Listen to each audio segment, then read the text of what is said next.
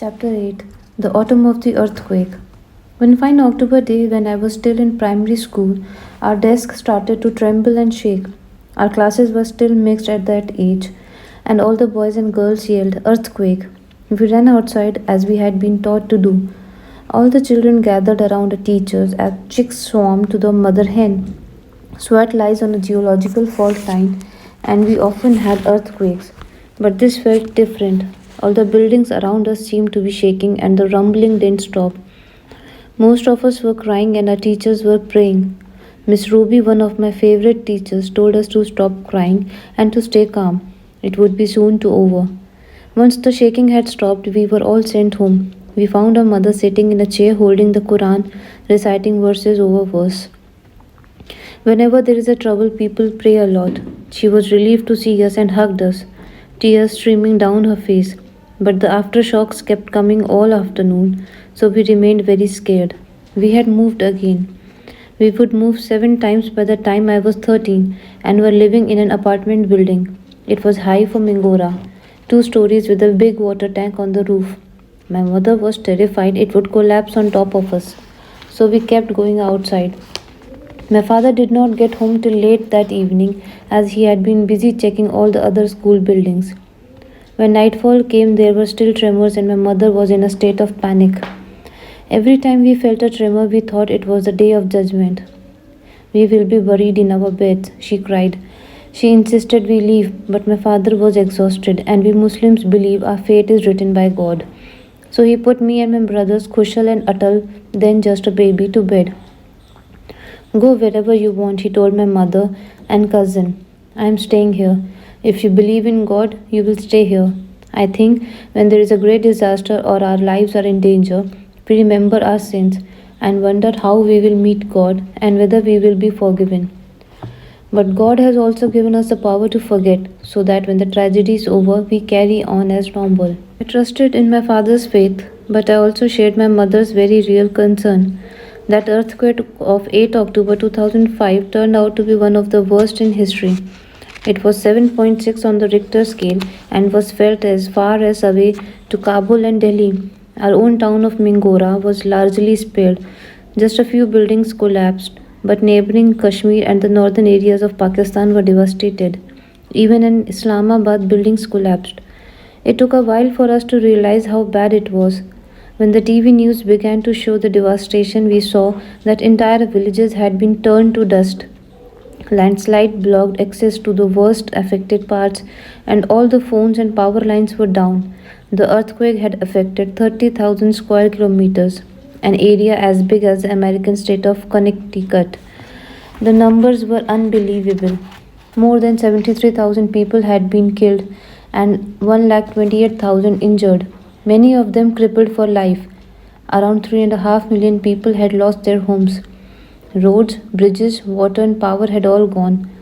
Places we had visited, like Balkot, were most completely destroyed. Many of those killed were children who, like me, had been at school that morning. Some 6,400 schools were turned to rubble, and 18,000 children lost their lives. We remembered how scared we had been that morning and started raising money at school. Everyone brought what they could. My father went to everybody he knew, asking for donations of food, clothing, and money, and I helped my mother collect blankets. My father raised money from the SWAT Association of Private Schools and the Global Peace Council to add to what he had collected at school. The total came to more than 1 million rupees. A publishing company in Lahore, which supplied our school books, sent 5 trucks of food and other essentials. We were terribly worried about our family in Shangla, jammed between those narrow mountains. Finally, we got news from a cousin. In my father's small village, 8 people had been killed and many homes destroyed. One of them was the house of the local cleric Maulana Khadim, which fell down, crushing his 4 beautiful daughters. I wanted to go to Shangla with my father and the trucks, but he told me it would be too dangerous. When he returned a few days later, he was ashen. He told us that the last part of the journey had been very difficult.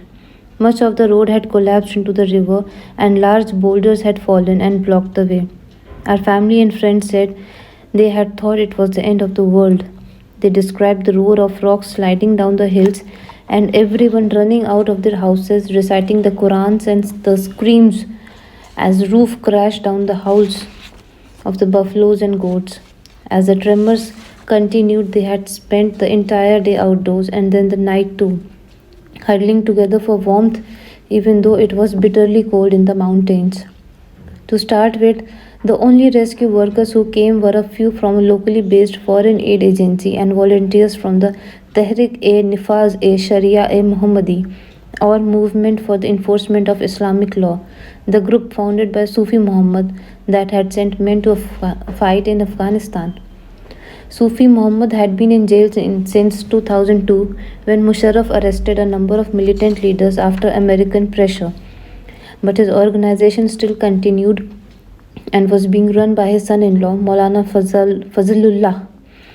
It was hard for the authorities to reach places like Shangla because most of the roads and bridges had gone and local government had been wiped out throughout the region. He saw an official from the United Nations say on television that it was the worst logistical nightmare that UN had ever faced. General Musharraf called it the test of the nation and announced that the army had set up Operation Lifeline. Our army likes giving their operations name. There were lots of pictures on the news of army helicopters laden with supplies and tents, but in many of the small valleys the helicopters could not land, and the aid packages they dropped often rolled down slopes into the rivers. In some places, when the helicopters flew in, the locals all rushed underneath them, which meant they could not drop supplies safely. But some aid did get in. The Americans were quick, as they had thousands of troops and hundreds of helicopters in Afghanistan and could easily fly in supplies and show they are helping us in the hour of need. Though some crews covered the American markings on the helicopters, fearing attack. For many in the remote areas, it was the first time they had seen a foreigner. Most of the volunteers came from Islamic charities or organizations. The groups most visible of all was Jamaat ul Dawa, the welfare wing of Lashkar-e-Taiba. LET had close link to the ISI and was set up to liberate Kashmir, which we believe should be part of Pakistan, not India, as its population is mostly Muslim. The leader of LET is a fiery professor from Lahore called Hafiz Saeed, who is often on television calling on people to attack India. When the earthquake happened, our government did little to help. JUD set up relief camps patrolled by men with Kalashnikovs and walkie-talkies. Everyone knew these men belonged to LET, and soon their black and white banners with crossed swords were flying everywhere in the mountains and valleys. In the town of Muzaffarabad in Azad Kashmir, the JUD even set up a large field hospital with X-ray machines, an operating room, a well-stocked pharmacy, and a dental department. Doctors and surgeons offered their services along with thousands of young volunteers. Earthquake victims praised the activists who had trudged up and down mountains and through shattered valley, carrying medical help to remote regions no one else had bothered with. They helped clear and rebuild destroyed villages, as well as leading prayers and burying bodies. Even today, when most of the foreign aid agencies have gone, shattered buildings still line the roadside, and people are still waiting for compensation from the government to build new houses. JUD banners and helpers are still present. My cousin, who was studying in the UK, said they raised lots of money from Pakistanis living there. People later said some of this money had been diverted to finance a plot to bomb planes traveling from Britain to the US. With such a large number of people killed, there were many children orphaned, 11,000 of them. In our culture, orphans are usually taken in by the extended family, but the earthquake was so bad that entire families had been wiped out or lost everything and were in no position to take in children. The government promised they would all be looked after by the state, but that felt as empty as most government promises. My father heard that many of the boys were taken in by the JUD and housed in the madrasas.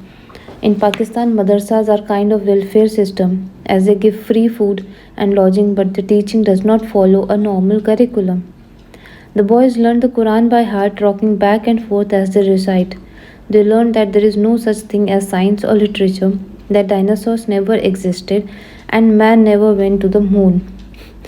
The whole nation was in shock for a long time after the earthquake.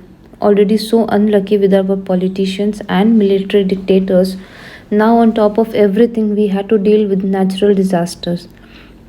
If we did not mend our ways and introduce Sharia or Islamic law, they shouted in their thundering voices, more severe punishments would come.